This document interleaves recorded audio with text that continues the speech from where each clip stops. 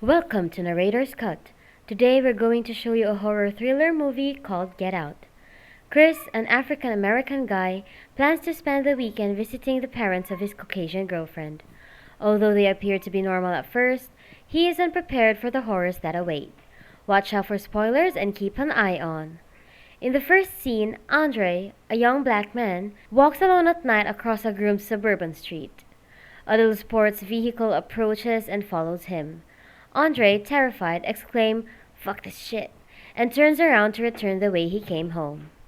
When he turns to check what the automobile did, the door is open. A guy with a medieval helmet tackles Andre, knocks him out, and carries him into the car.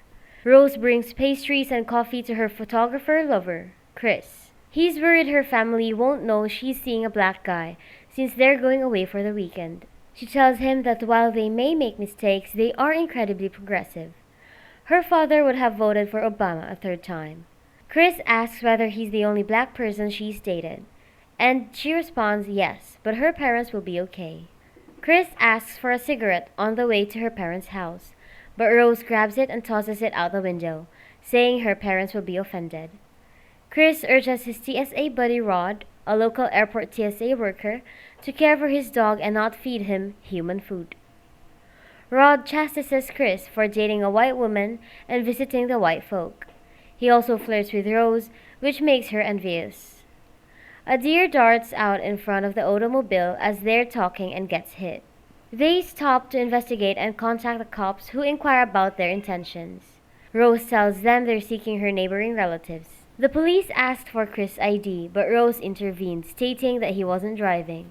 The officers let them leave, and Chris compliments Rose on her courage in confronting the prejudiced cop. Chris and Rose visit Rose's parents, so sure, her genial neurosurgeon father, Dean Armitage, says he would have voted for Obama a third time. Missy is an oddly chilly hypnotherapist. She offers to hypnotize Chris to treat his nicotine addiction, but he doesn't like having someone in his thoughts. Walter, the groundskeeper, and Georgina, the maid or housekeeper, are both black. They were hired to take care of his parents, and Dean would have felt horrible firing them. Walter and Georgina both seem odd. They exude a rigid Stepford fake civility. They both talk in archaic slang. Dean shows Chris around the house and antique pictures. Jess Owens knocked out Dean's father to compete in the 1936 Olympics in front of Hitler, Dean alleges. While this was terrible for his father, it was terrific to disprove Hitler's Aryan ideals. Rose's brother will be joining them later. He's a surgeon like his father, but he had issues. After an tea with the family, Mrs. stirs her tea and taps her spoon 3 times on the teacup. How are Chris' parents? After his father departed while he was young, his mother was killed in a vehicle accident when he was 11. Georgina had a meltdown while making tea, so Missy instructs her to lie down and recuperate. Rose is informed that the Armitage's huge celebration is tomorrow. They explain that it's the same day every year. Jeremy Rose comes. He's a pampered, privileged child. At dinner, an intoxicated Jeremy starts talking to Chris about MMA, suggesting Chris would be a natural because he is from a strong family. Chris refuses to play fight with the drunks because he has rules. Dean and Missy inform Jeremy it's probably time for bed. Rose apologizes for her family, and they retire to their chamber. Chris wakes up in the middle of the night and sneaks out for a smoke. Outside, he sees something rushing towards him. Walter, he heads straight out for Chris, then veers off differently. Georgina is looking out a window inside. She's staring at herself, not Chris. Chris returns inside after adjusting his hair. Missy surprises Chris by turning on a light in his room. She tells him to stop smoking and offers to help him. He sits, mocking hypnotism, unknowing that she is gently hypnotizing him with her teaspoon. He tells her about the night his mother died when he was 11 and how he was too terrified to do anything, like contact the cops. So he sat watching TV, nervously scratching his nails onto his bedpost. Chris is now doing the same thing, digging his claws into the chair's armrests. She urges him to sink by tapping his mug 3 times. A young Chris lies in his bed, while a grown-up Chris looks up and sees himself and Missy. His awareness has departed his immobilized body. He gets up and checks his phone. A photo of Rod pretending to feed his dog alcohol. He plugs in his low battery. Chris informs Rose that he believes her mother drugged him last night. He has hazy memories. The Armitage affluent friends come. It's generally elderly white individuals that make improper comments to Chris. He has a terrific build, Tiger Woods golfs, thus he must have a good swing, etc. A blind guy called Jim Hudson claims that everyone at the gathering is dumb. Chris knows he's an art dealer. Jim likes Chris' work. Despite this, he assures him that he has a superb helper who can describe items well. Chris' eye he lusts. Jim tried photography, but he was never good at it. When Chris returns to the party, he meets another black man. Chris attempts to connect with him, but he's stiff and unnatural, unlike Walter and Georgina. But Chris recognizes something about him. When Chris goes to call Rod again, he finds his phone disconnected. He connects it, contacts Rod, and tells him what's happened. Rod advises him that white people enjoy sex slaves and he should go. Upon reconnection, Chris informs Rose that his phone has been disconnected. She tells him he's only been paranoid due to his position. Then, she departs. To test whether Rod recalls the black man, Chris takes a picture of him. Georgina blocks Chris' exit, apologizing for disconnecting his phone while cleaning the nightstand. He claims it's alright, and he didn't mean to snitch on her. She doesn't get it, so he empathizes he didn't mean to disturb her.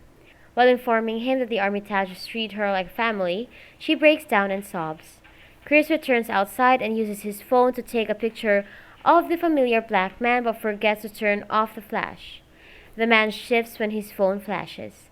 He goes from praying to raging. His nose bleeds and he rushes to Chris. "Leave! Get out while you can!" Rose is now terrified. When she asks her father what happened, he says the flash triggered the man's seizure. The man apologizes for upsetting everyone and leaves. Going on a stroll with Rose, Chris tells her he's sure he recognized the guy, that something odd is happening. She agrees, stating it don't look like a seizure. Chris says he'd prefer to go home right now. Rose grudgingly agrees. She says she'll make up a story for her folks. Guests holding up bingo cards to bid during Dean's silent auction at home. Also a photo of Chris.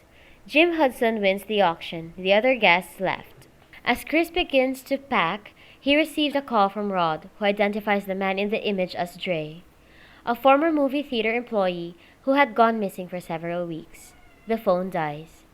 Chris observes the open closet door. He opens it to discover a collection of images of Rose posing passionately with other black men. There are other images of her with Walter and Georgina, who are robotic like Chris. After all, Chris isn't Rose's first black boyfriend. When Rose returns, Chris explains he wants the key to load their luggage. As they leave home, she searches for her handbag for them. Jeremy bursts through the front door.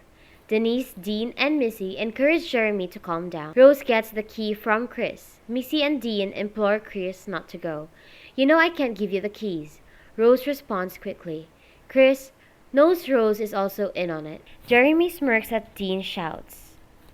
Missy clicks her glass and Chris sinks back into the nothingness. Rod keeps calling Chris, but it goes to voicemail. He pulls up the man's pictures and discovers he's been missing for some time, so he calls the cops. He informs a female officer that white people stole his son to be a sex slave in the image. She summons 2 additional cops to hear Rod's account. They all chuckle as he finishes.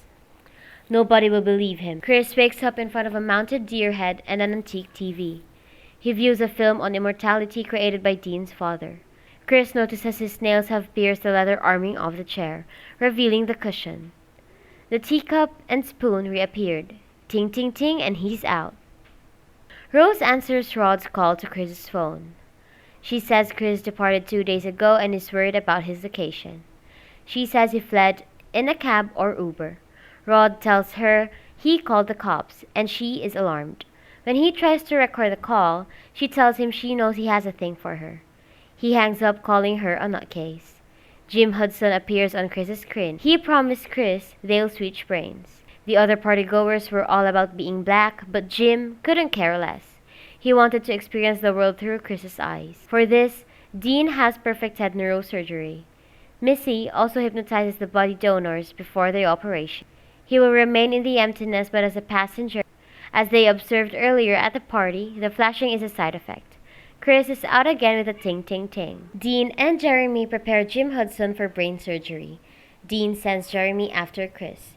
Jeremy rushes down to the hall and finds Chris unconscious. He removes the shackles and prepares an IV.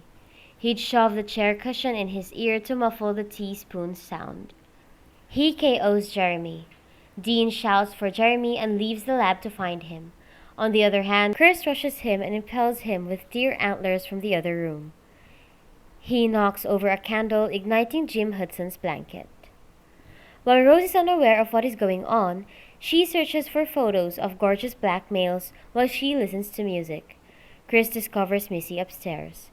Chris beats her to the teacup and spoon, smashing it. She assaults him with a knife, but he stabs her to death. Jeremy returns and chokes Chris as he tries to enter the front door. Jeremy kicks the front door shut twice. Chris tries to open it. On the third attempt, Chris stabs Jeremy in the leg and stomps his skull. He dashes out and enters Jeremy's vehicle. The medieval helmet sits on the passenger seat. Then he slaps Georgina. He can't leave her as he left his mother, so he puts her in the car and drives away. She awakens and attacks. Her wig slips off, and we discover a scar on her head following a brain transplant. They crash into a tree and she dies. Rose hears this through her earbuds. Suddenly, the rearview mirror vanishes. Rose is armed and after Chris. Her granny is Georgina, and he begs her to quit. Rose misses Chris again. "Get him, Grandpa," Rose urges as Walter unexpectedly pursues Chris. Chris takes his photo as they grapple. Flash! Rose hands Walter her gun, and then he turns the firearm on himself. Rose is bleeding to death. Chris deflects her attempt to grab the weapon. Rose kisses Chris on the cheek and tells him she loves him. Chris begins to strangle Rose, but stops himself. A cop vehicle arrives. Rose begs for aid, knowing the cops will arrest Chris. But Rod gets out of the cop vehicle. Chris enters his automobile. "Man, I told you not to go in that home," Rod remarks. "The TSA will be okay," Rod assures Chris when Chris wonders how he discovered him. Rose grins as Rod and Chris drive out into the night. Rod drives Chris away from the scene, leaving Rose dead in the road. And that's it! Hope you enjoyed it, and please leave a comment, like, and subscribe to the channel for more interesting movies to recap. Take care and see you